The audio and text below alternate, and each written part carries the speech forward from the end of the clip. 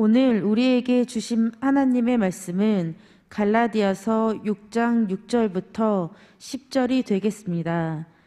찾으신 후 저와 여러분이 한 절씩 교독하시고 마지막 절은 다 함께 합독하시겠습니다.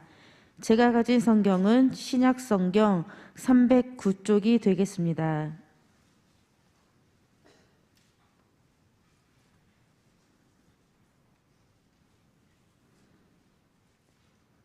가르침을 받는 자는 말씀을 가르치는 자와 모든 좋은 것을 함께하라.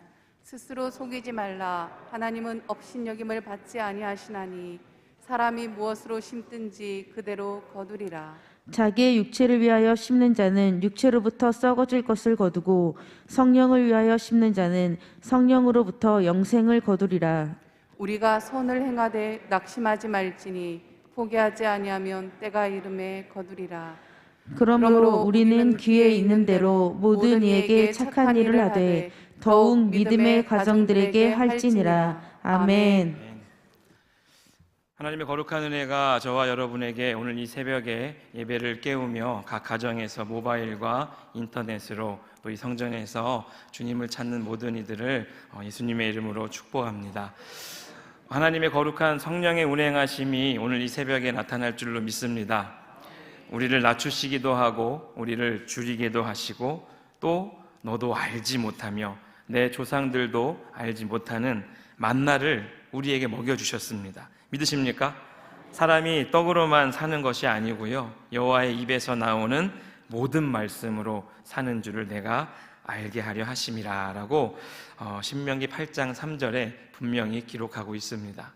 오늘 이 새벽에 하나님은 저와 여러분에게 만나를 내려주십니다. 어떤 만나요? 주의 말씀의 만나를 저와 여러분에게 주실 줄 믿습니다. 하나님 앞에 우리가 설 때에 어떠한 모습으로 설까라는 질문을 하게 됩니다. 이사야 41장 1절의 말씀에 보면 우리는 잠잠해야 된다라고 말합니다.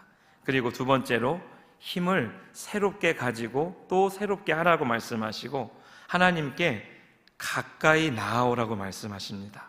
그리고 네 번째는 하나님 앞에 나아갔으니까 뭐 해야 될까요? 말하라. 우리가 하나님 앞에 설 때 코람데오, 하나님 앞에 내가 어떠한 모습 살아갈까 이런 생각을 하게 되는데요, 이사야 41장 1절에 분명하게 말씀해 주십니다. 우리가 하나님께 나아가서 말하고 또 우리의 힘을 새롭게 하고 잠잠하게 주 앞에 서라고 말씀하십니다. 제가 이 새벽에 오늘 이러한 질문을 좀 드려보고 싶습니다. 한번 우리 몸을 간지러 봅시다. 이렇게 스스로 간지렀을 때 간지러우신 분 계신가요? 없죠. 그런데 남이 간지럽히면 어떨까요? 희한하게 간지럽습니다. 그리고 또 하나 질문을 드려볼게요. 우리가 욕조에 들어가신 지 얼마 된지 모르겠지만 이 욕조에 딱 들어가면 손하고 발가락이 어떻게 될까? 끝에가 다른 데는 안 쭈글쭈글해지는데 손가락 끝하고 이 발가락은 쭈글쭈글해집니다. 희한하죠? 안 희한한가요? 네. 오늘 설교를 준비하면서 이런 질문 두 가지를 한번 저 스스로에게도 던져봤습니다. 오늘 말씀의 제목이 영어예요. 다 같이 한번 읽어보겠습니다. Just show up. 이 뜻은 무엇이냐면 단지 그냥 보여주기만 해, 단지 나아오기만 해, 이런 말입니다. 마라톤 거리가 우리는 흔히 알고 있습니다. 42.195km. 너무도 잘하시네요. 그런데 왜 42.195일까요? 그리스도와 페르시아의 전쟁 가운데 이 그리스의 전쟁에서 승리한 것을 페이디페데스라는 이 사람이 이 승리의 기쁨을 알리기 위해서 마라톤이라는 지역에서 아테네까지 약 40km를 뛰어옵니다. 그리고 나서 뭘 외칩니까? 니키! 니키는 이제 그리스 말로 승리죠. 승리했다라는 말을 외치고 나서 그 자리에서 숨을 거두게 되죠. 이것을 기념하기 위해서 1898년 런던 올림픽에서 마라톤이라는 이 뜀박질을 시작하게 됩니다.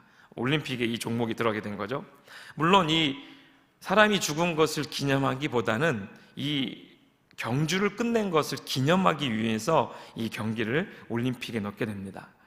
그런데 1908년 이 런던 올림픽에 마라톤 코스가 약간 바뀌게 됩니다. 영국의 윈저궁에서 화이트시티 스타디움까지 41.8km가 된 거예요. 그래서 이 마라톤 거리가 늘어나게 됐는데 또 한 번 또 늘어나게 됩니다. 왜 늘어나게 되냐면 영국 왕실 앞 그 좌석까지 더 뛰어오라는 거예요. 그래서 352m가 더 늘어나게 돼요. 물론 왕실이 움직여주면 되죠. 그런데 왕실이 그것 때문에 움직이면 왕실이 안 된다라는 것 때문에 그 마라톤 선수들을 352m를 더 뛰게 했습니다. 여러분, 352m 한번 생각해 보십시오. 학창 시절에 100m 몇 초에 뛰셨습니까? 네, 기억이 잘 안 나시죠? 가물가물하시죠? 자신이 이 100m를 정말 숨을 다해서 뛰는 거리가 100m인데 한 17초, 20초 뛴다고 생각해 봅시다. 근데 그거를 3배 더 뛰어야 되는 거예요.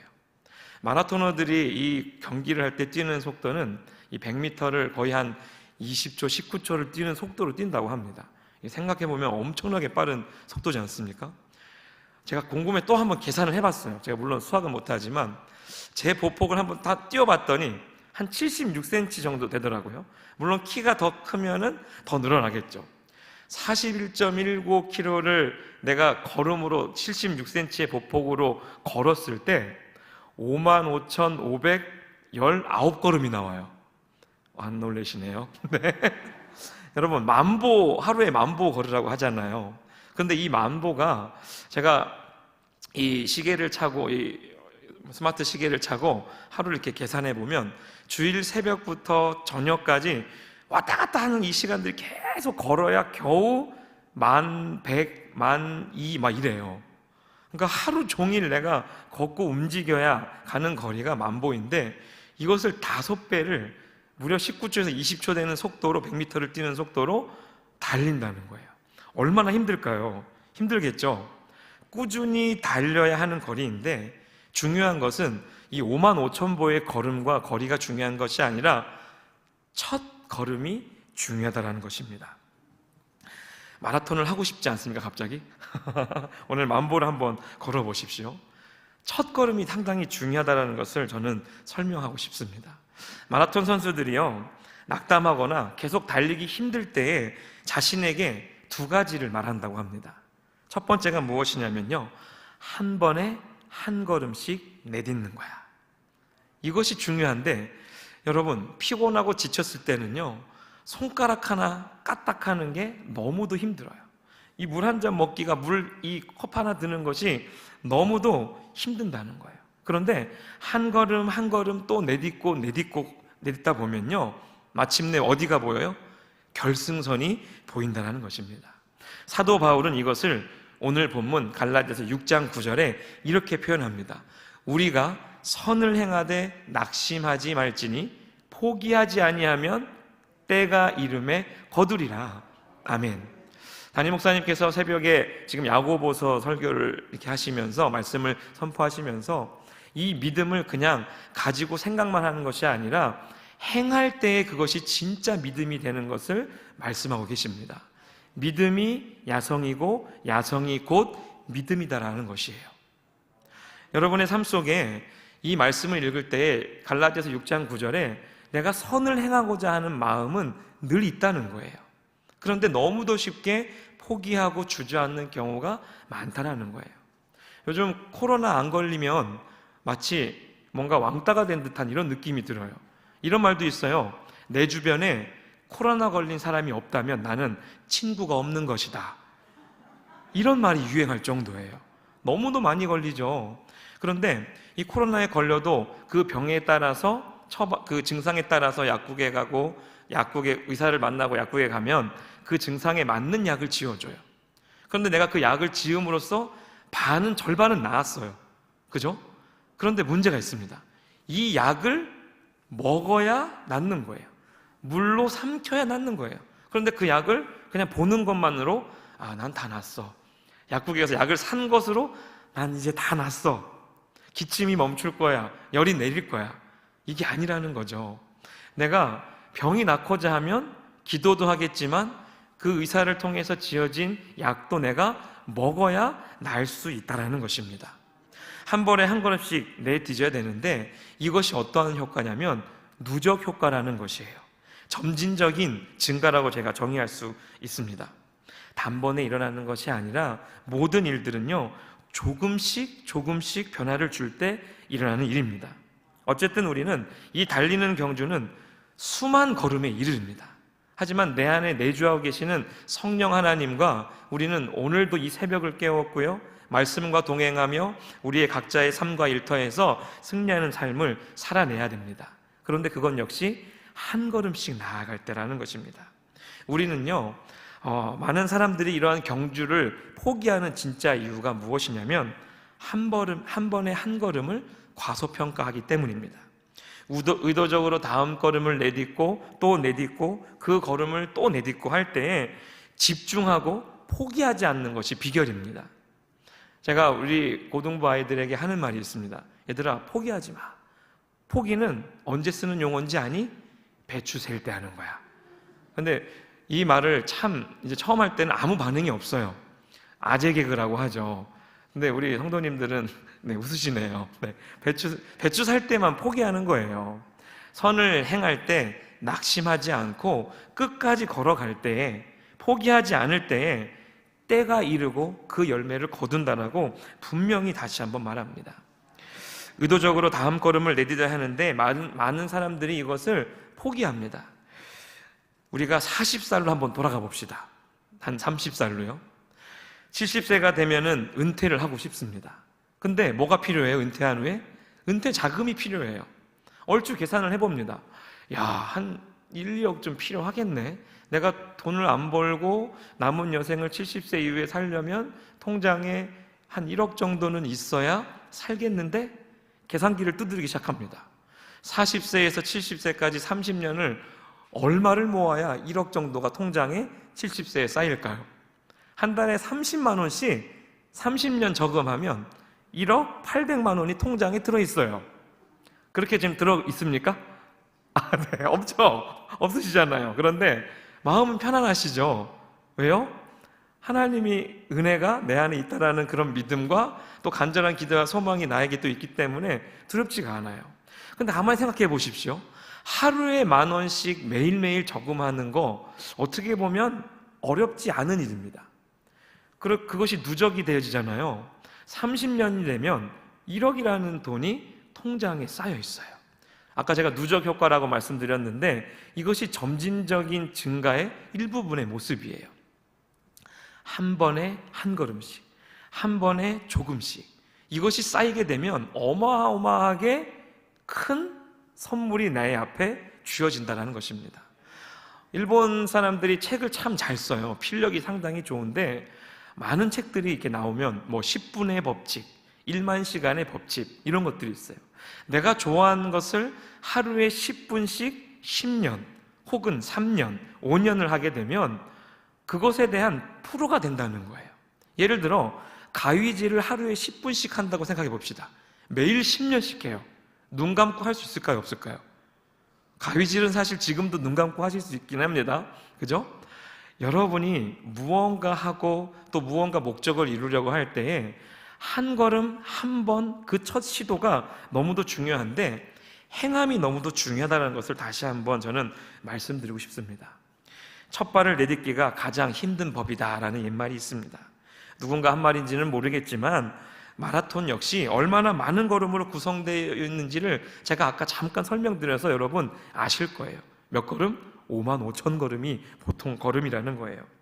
보통 우리는요, 이 여정의 거리를 생각하기 때문에 첫 걸음을 내딛기가 너무도 어렵다는 거예요.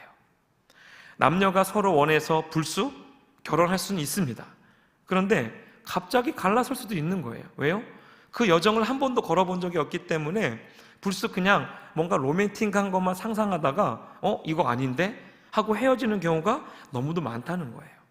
많은 사람이 진지하게 기도해 보거나 또는 결혼에 관한 책들을 보기도 하고 경제에 관한 책을 보기도 하고 또 친구나 가족에게 그런 결정에 대해 이야기해 보지도 않고 또 어쩌면 결혼 상담사를 만나보지도 않고 결혼해 보기도 하고 덜컥 그냥 이혼부터 하고 이런 문제들이 너무도 많다라는 거예요. 내 안에 문제의 크기부터 보고 그 문제가 얼마나 커 보였는지 또 모릅니다. 여러분들이 삶을 살아갈 때에 항상 논리적인 사고가 내 앞을 가로막을 때가 너무도 많다라는 것입니다. 너무 늦었다라고 느낄 때에는 정말 이 첫걸음을 떼기가 너무 힘든 거예요. 그리고 나서 그냥 주저앉고 낙심하는 경우가 너무도 많다라는 거예요. 좋은 의도를 품고만 있었지 그것을 행하려는 모습이 내 삶 속에 여전히 없었다라는 거예요. 용서를 구하고 사과하려면 생각만 하면 되는 것이 아니거든요. 내가 먼저 손을 내밀고 내가 먼저 용서의 제스처를 표했을 때 상대방에게도 그런 아름다운 행동이 나오는 거예요. 우리 주님이 말씀하십니다. 사랑하는 것보다요 용서를 더 많이 하라고 성경은 말해요. 왜요? 용서를 하면 사랑이 어떠한 것인지 내 마음속에 하나님이 성령님을 통하여서 엄청난 감동을 주시기 때문입니다. 좋은 의도는 실제로 아무것도 하지 않았는데 내가 뭔가 했다라고 자꾸 느끼게 만들어요. 이것이 교묘한 사탄의 전력입니다. 그리고 그 의도가 좋았다라고 막 엉덩이를 두드려줘요. 아, 난 이만큼 했으니까 된 거야. 비전 통독 참 많은 분들이 하십니다. 그죠? 500명 이상 되신 성도님들이 비전 통독을 하세요. 90일이 되면 나는 성경 통독을 1독을 하는 거야. 이 마음속에 나도 이 비전 통독에 이름을 써요. 그런데 참 의도치 않은 일이 발생합니다. 갑자기 코로나에 걸렸거나 갑자기 사고를 당해서 내가 병상에 일주일을 누웠다가 생각해 봅시다. 갑자기 어떤 마음이 다가와요? 낙심이 덜컥 옵니다. 왜요? 나는 90일 만에 성경을 일독해야 되는데 벌써 그것 때문에 뭐 하는 거예요? 그 병 때문에, 사고 때문에 낙심하는 거예요. 여러분 생각을 한번 바꿉시다. 90일이 아니라 내가 병상에 누웠던 7일을 더 읽으면 되거든요. 97일에 한 독 하나, 90일에 한 독 하나. 1독은 똑같아요.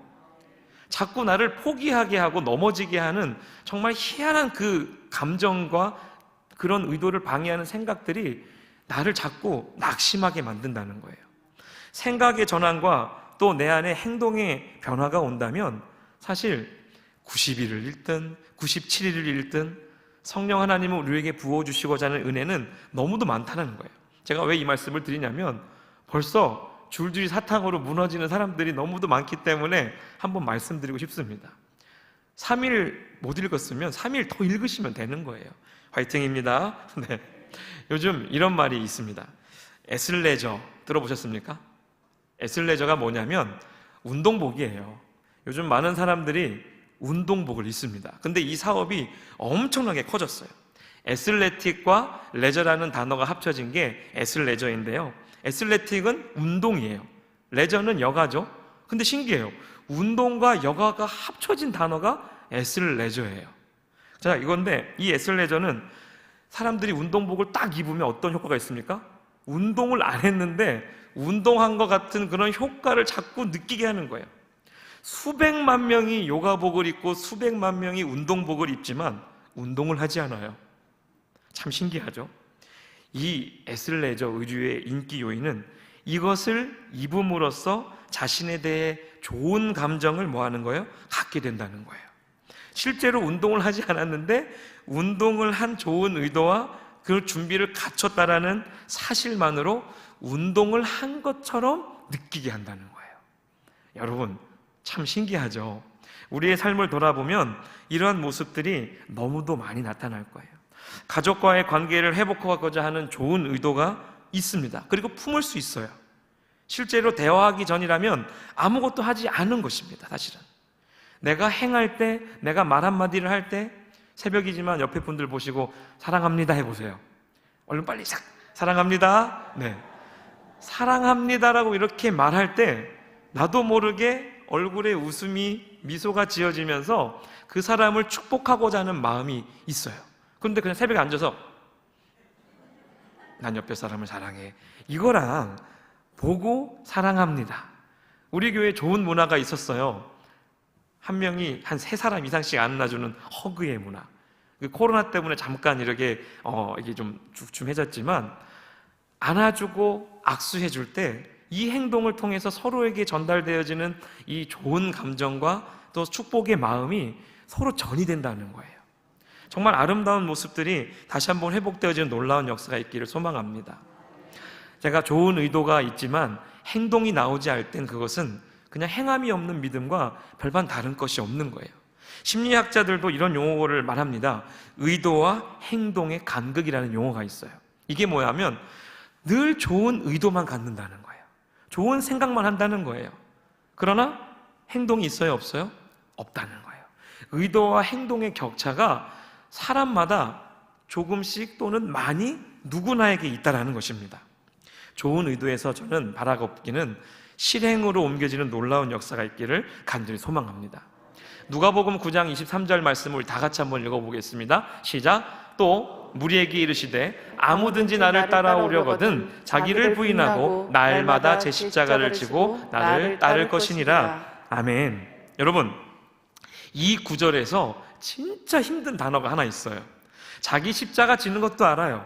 주님 따라가는 것도 알아요. 날마다. 중요한 것은 뭘까요? 데일리, 날마다예요. 가장 힘든 부분이 매일이라는 것이에요. 이것은 우연이 아닙니다, 여러분. 이 말씀 속에서 우리 주님은 분명하게 말씀하세요. 십자가를 지고 따는 것 좋아. 나의 제자가 되고 증인된 삶을 사는 것 중요해. 그것도 알고 있어. 그런데 매일 그렇게 살라고 우리 주님은 말씀하십니다. 제자들은요, 그 즉시 예수님과 함께 떠나야 했습니다. 이들이 삶에 관해 알고 있는 모든 것들을 바뀌어야 됐어요. 더 이상 고기 잡는 이런 그물도 없습니다. 그것도 던져놔야 돼요. 세금 걷는 세관, 가족과 친구들이 아니라 예수님이 제시하신 새로운 세상에 자신을 완전히 던져내기를 우리 주님은 원하신 거예요. 예수님은 초대장을 발급하셨어요. 그리고 한 사람 한 사람 찾아와서 그 주님을 따르겠다라고 말합니다. 그러면서 예수님께 말하죠. 누가복음 9장 57절입니다. 길 가실 때에 어떤 사람이 여짜오되 어디로 가시든지 뭐라고요? 다 같이 한번 읽어보겠습니다. 나는 따르리이다. 여러분 아멘입니까? 정말 이렇게 할 마음이 넘칩니다. 코스가 어떤지 간에 어떻든지 간에 달릴 준비가 되어 있는 거예요. 마라톤 거리처럼 계산하지 않고 모든 믿음의 여정을 성령 하나님과 내가 동행하겠습니다라고 날마다 내 십자가를 지고 나를 부인하며 주님을 따르겠다라고 말하는 거예요. 그러면서 또 이야기합니다. 나는 주님이 어디로 가시든지 나는 따르겠습니다. 야, 여러분 그 마음이 넘치시죠? 이 말씀만 봐도 심장이 콩닥콩닥하지 않습니까? 그런데 집에 딱 돌아갔을 때 식탁 위에 올라와 있는 양말, 덜 짜진 치약 이런 거 보면 마음이 갑자기 막 어려워지기 시작해요. 그죠? 우리 안에 나는 주님을 따르겠다라고 말하는데 삶의 나를 요동시키는 작은 것 때문에 나는 쉽게 낙심하는 경우가 너무도 많다는 거예요. 농구 감독은요, 농구 선수를 자르기 싫어합니다. 맞습니까?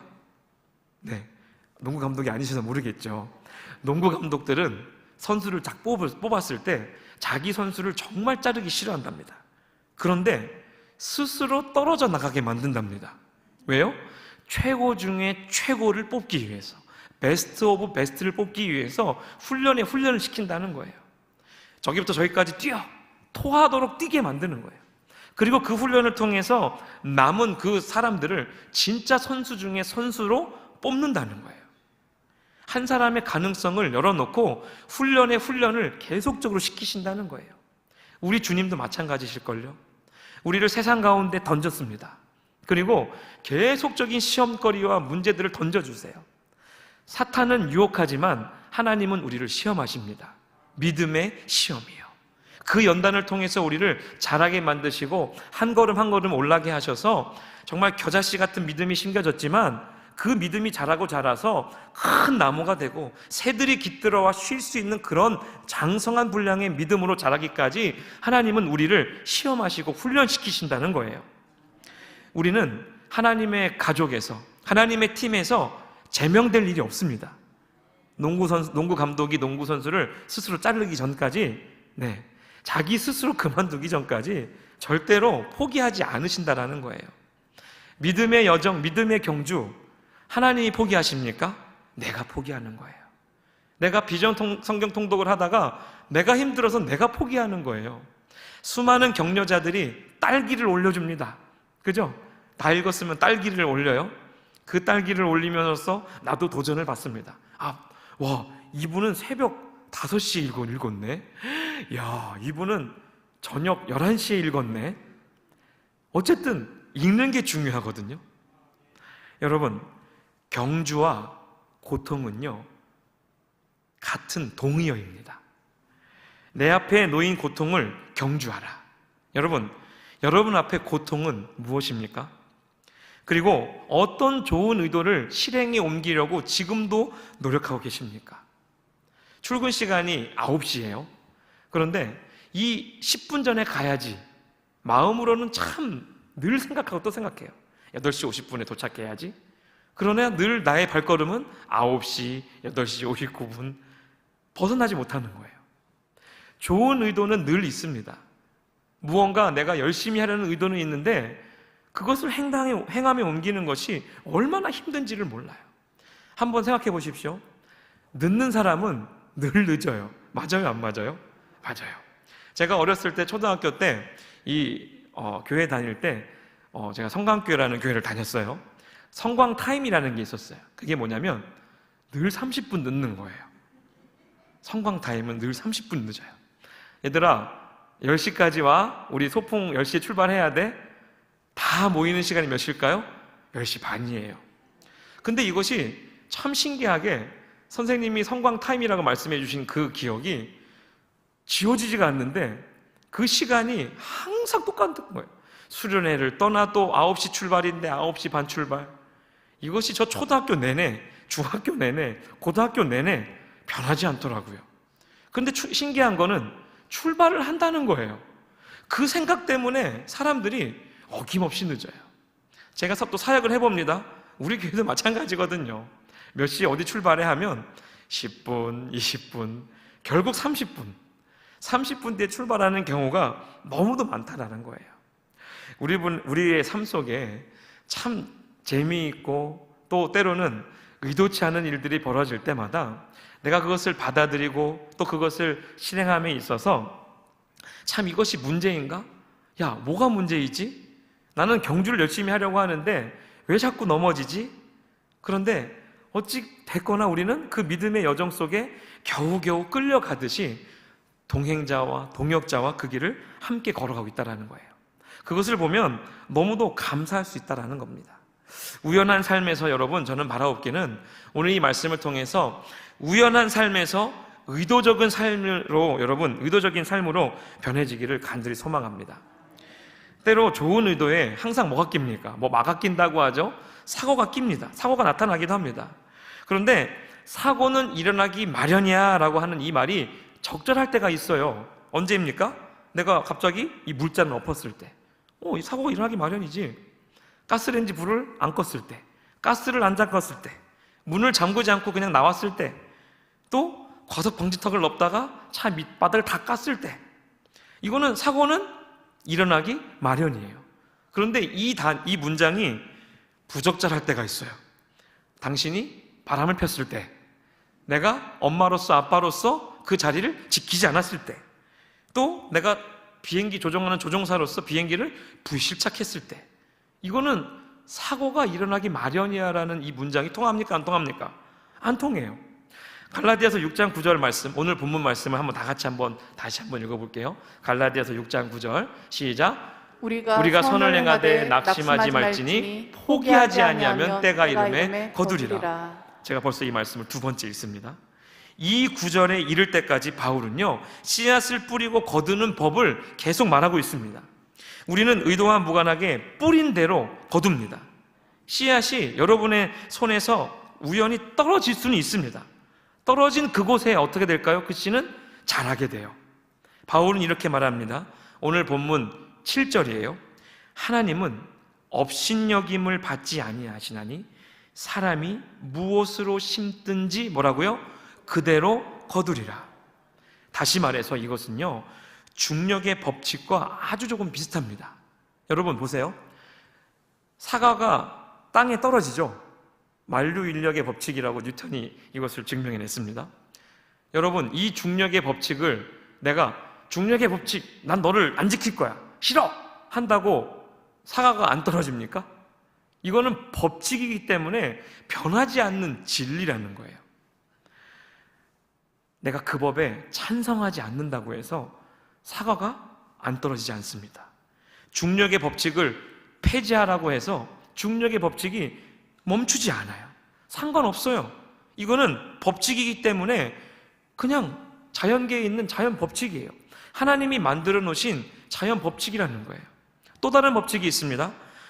하나님은 당신을 사랑하십니다. 아멘입니까? 당신을 위한 놀라운 계획을 가지고 계십니다. 사형리 제2영리에 나오는 거예요. 제1법칙에 나오는 거예요. 하나님은 당신을 사랑하십니다. 불변하는 진리입니다.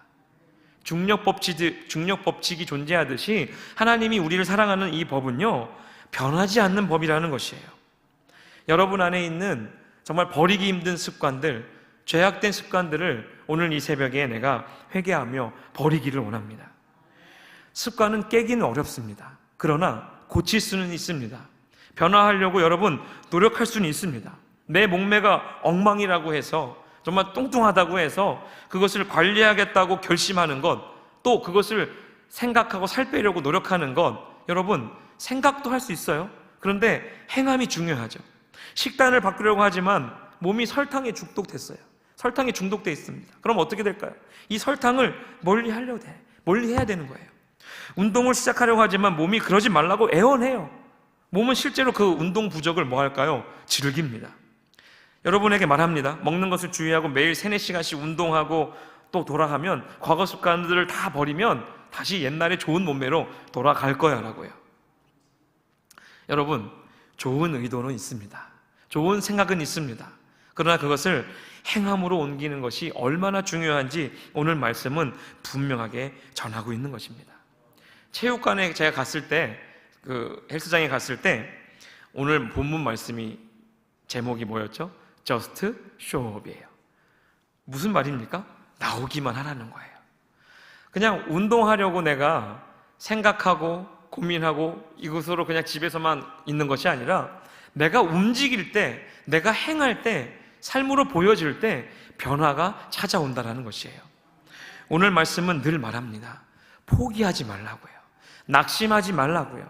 그리고 자기 십자가를 질 때 그냥 지는 생각으로 끝나는 것이 아니라 매일매일 삶의 연속성상에서 그것을 지고 담대하게 걸어가라고 우리 주님은 말씀하십니다. 여러분, 결승선이요, 머지 않았어요.